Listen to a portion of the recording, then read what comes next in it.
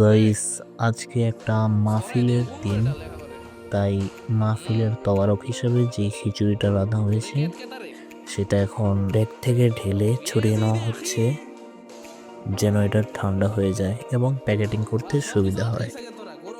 আপনারা দেখতে থাকুন কি করে খিচুড়িগুলো ঢালা হয়। হ্যাঁ দে ঢাল।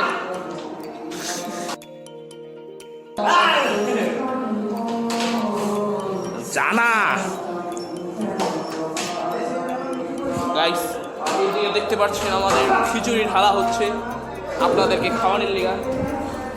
আমরা ইতিমধ্যে একটি গোস্ত পেয়ে গেলাম, দুটি পেয়ে গেলাম। এটি এখন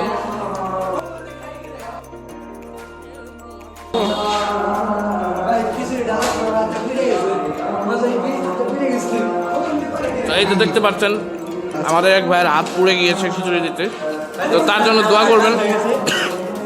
তারও হাত পুড়ে গেছে, তার জন্য দোয়া করবেন।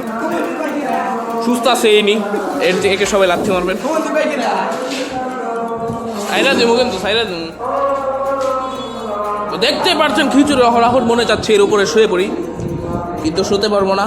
আরেক গোস্ত খুঁজছি আমি, এই তো পেয়ে গিয়েছি।